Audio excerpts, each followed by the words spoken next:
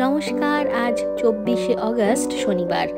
শনিবার একটু লেট তো হয়েই যায় ঘুম থেকে উঠতে, আর ঘুম থেকে ওঠার পরেই কিন্তু এইখানে আমি নিয়ে নিয়েছি 1 কাপ সুজি, তার 1 কাপের থেকে একটু বেশি কাপ ময়দা, সাথে নিয়ে নিয়েছি চিনি আর মৌরির মিশ্রণ। কেন এসব বলছি সেটা তো দেখতেই পাচ্ছেন। এইখানে আমি ভেজে নিচ্ছি মালপোয়া। এইবার আসি যে কেন আমি সকাল সকাল মালপোয়া ভাজছি। শনি আর রবি এই দুটো দিনই হাতে সময় থাকে।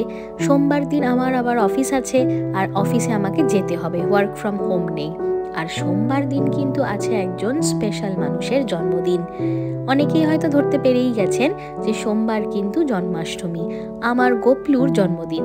সেই উদ্দেশ্যে আমি কিন্তু একটা ছোট্ট রিলও বানিয়েছি, সেটা কিন্তু আমি ডেসক্রিপশন বক্সে লিঙ্কটা দিয়ে দেবো। গান এখানে দেওয়া যায় না ইউটিউবে, দিলে পরে আমাকে ভিডিওটা আটকে দিত, তাই জন্য আমি এখানে কোনো গান দিতে পারলাম না।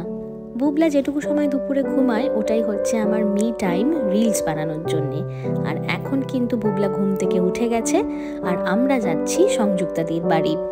এটা দেখতেই পাচ্ছেন, রাস্তা পারাপার করার জন্য কিন্তু সিগন্যাল যাতে গ্রিন হয় আমাকে এখানে এরকম প্রেস করতে হয়, তারপরে ওপারে সিগন্যাল গ্রিন হলে আমরা রাস্তা ক্রস করতে পারি।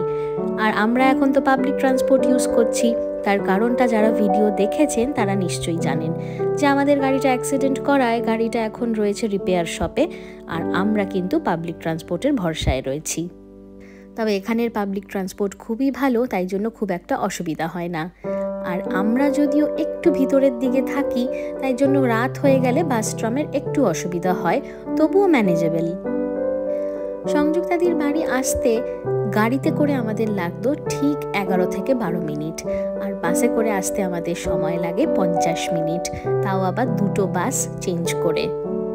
তবে যেই এলাকাটাতে সংযুক্তাদির বাড়ি সেই এলাকাটা কিন্তু খুবই সুন্দর, তাই রাস্তা দিয়ে আসার সময় ছোট্ট করে একটু ভিডিও করছিলাম।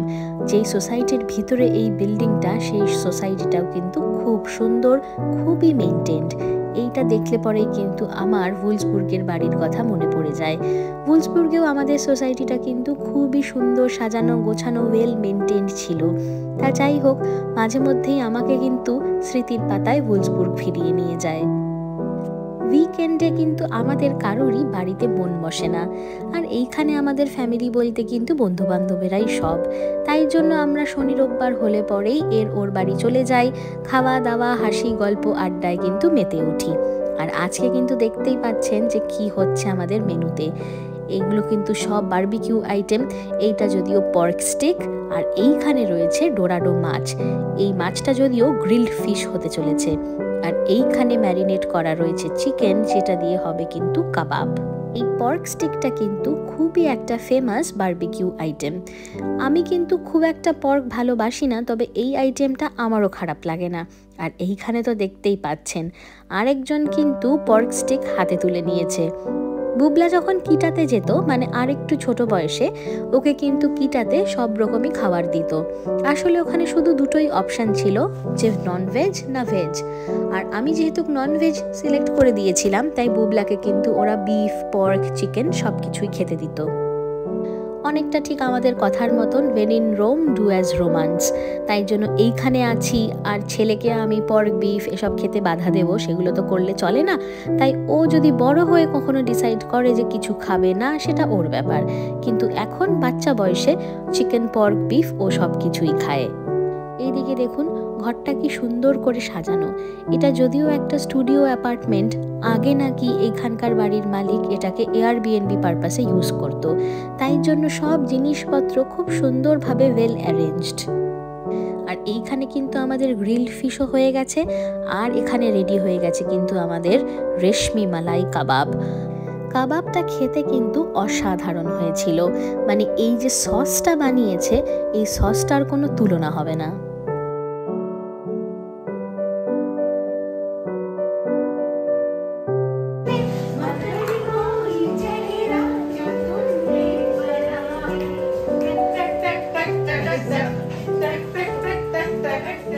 देखी गोश्त के देखी गोश्त के देखी गोश्त कोई गोश्त कम कम कम कम कम गोश्त कम।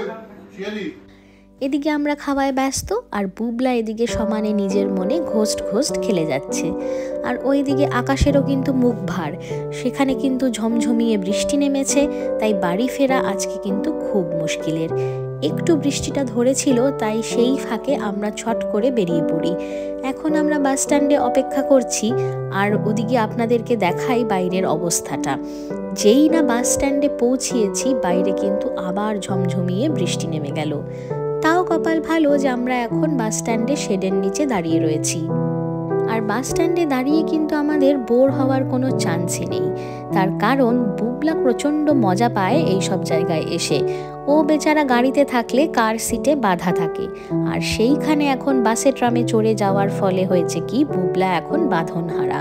যখন ইচ্ছা যেখানে ইচ্ছা বেরিয়ে পড়ছে, একটু শান্তিতে চলাফেরা করতে পারছে। একদিকে ওর জন্য কিন্তু খুবই ভালো হয়েছে। দুটো বাস পাল্টে আমাদের বাড়ি আসতে হবে, আর এখন আমরা কিন্তু সেকেন্ড বাস স্ট্যান্ডে দাঁড়িয়ে রয়েছি পরের বাসটায় উঠবো বলে, আর তার মাঝে রয়েছে 30 মিনিটের গ্যাপ। তবে আবার যে বললাম, একটুও বোর হই না আমরা, বুবলার দুষ্টামিতে আমরা বরঞ্চ ভুলেই যাই, মেতেই থাকি। আর এখন ঘড়ির কাঁটায় বাজে 12:30, তাই 12:30টার সময় বাসে চাপলাম। বাড়ি ফিরতে ফিরতে আরও 15-17 মিনিট, তাই বাড়ি এসে কিন্তু একদম সোজা ঘুম। আবার আপনাদের সাথে দেখা হচ্ছে পরের দিন সকালবেলায়, আর তার মানেই কিন্তু আজকে রবিবার। আজকে আমরা ঘুম থেকে উঠেছি পাক্কা 12টায়। মা বাবা ছেলে 3 জনে নাক ডেকে ঘুমিয়েছি, আর ঘুম থেকে উঠেই কিন্তু আমি আবার শুরু হয়ে গেছি আমার প্রিপারেশনে। এইখানে একটু করে নেব আজকে সুজির পায়েস বা সুজির হালুয়া, যেটাই বলুন না কেন। খুবই সিম্পল একটা রেসিপি। একটু বেশি করে বাটার দিয়ে, কাজু নেই আমার কাছে, তাই জন্য কিশমিশটা ভেজে তুলে রাখলাম।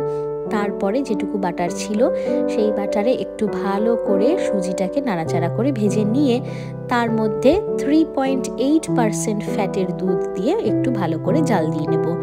যদি কারোর কাছে কনডেন্স মিল্ক থাকে তাহলে তো কোনো কথাই নেই, আরও টেস্টি হয় সুজির হালুয়াটা খেতে। আমার ঘরে আজকে কনডেন্স মিল্ক নেই, তাই জন্য এইখানে আমি কিন্তু আলাদা করে দিয়ে দিলাম চিনিটা দেওয়ার পর বেশ কিছুক্ষণ নাড়াচাড়া করে এটাকে ভালো করে জাল দিয়ে নিলাম। এতটাই জাল দিলাম যে যখন দেখবেন প্যান থেকে ভালো করে সুজিটা ছেড়ে আসছে, সেই সময় কিন্তু নামিয়ে নেবেন। তবে আবার আমি অনেককে দেখেছি যে যারা কিন্তু একটু প্রেফার করে যে পাতলা সুজির হালুয়া, চাইলে সেটাও করতে পারেন। তবে আমি যেহেতু প্রেফার করি না সেটা, তাই এটাকে আমি এখনও ভালো করে জাল দিয়ে যাচ্ছি।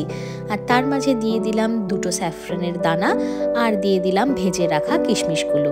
আর এখন যখন দেখছি ভালো মতন প্যান থেকে ছেড়ে যাচ্ছে, এটাকে একটা বাটিতে আমি নামিয়ে গার্নিশিংয়ের জন্য ওপর থেকে আরও একটু স্যাফরনের পাপড়ি দিয়ে এটাকে ঠান্ডা করার জন্য রেখে দেবো। কালকে অফিস থেকে ফিরে যদি সময় পাই, তাহলে কিন্তু গোপালকে ঠিক করেছি 2টো লুচিও ভেজে দেব। লুচি দিয়ে সুজির পায়েস খাওয়ার কিন্তু মজাই আলাদা। এইখানে একবার ঝট করে আপনাদেরকে দেখিয়ে দিই যে কি রেডি আছে। ওদিকে রয়েছে মালপোয়া, যেটা আমার গোপলুর একদম ফেভারিট খাবার। আর এইখানে একটু করে দিয়েছি কিন্তু পিস পোলাও। ইচ্ছা ছিল বাসন্তী পোলাও করার, তবে ভাবলাম বাসন্তী পোলাওয়ের থেকে পিস পোলাওটা করে একটু অন্যরকম হবে খেতে।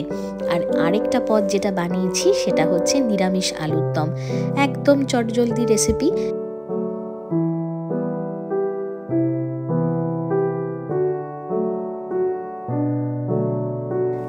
চালমগজ আর পোস্ত বাটা দিয়ে, আর তেলের মধ্যে একটুখানি আদা বাটা দিয়ে ভালো করে নাড়াচাড়া করে, টমেটো কুচি দিয়ে ভালো করে কষিয়ে, তার মধ্যে সিদ্ধ করা আলুটাকে দিয়ে সব কিছু ভালো করে মিশিয়ে, নুন হলুদ মিষ্টি সব কিছু ঠিকঠাক করে দিলেই কিন্তু চটজলদি রেডি হয়ে যায় এই আলুর দম।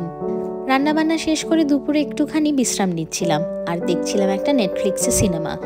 বিকেল গড়াতেই ঘরে বাজলো কলিং বেল। দেখলাম সবাই কিন্তু আজ আমার বাড়িতে হাজির সারপ্রাইজ দিতে, তাই চটজলদি এখানে করা হলো কিন্তু মাংস। আজকে রাতের মেনু হচ্ছে মাংস আর প্লেন সাদা ভাত। তবে হ্যাঁ, মাংসটা কিন্তু আমি রান্না করিনি। আপনারা তো জানেনই ম্যাক্সিমাম টাইমেই আমাদের শেফ সোহম সবকিছু রান্না বান্না করে।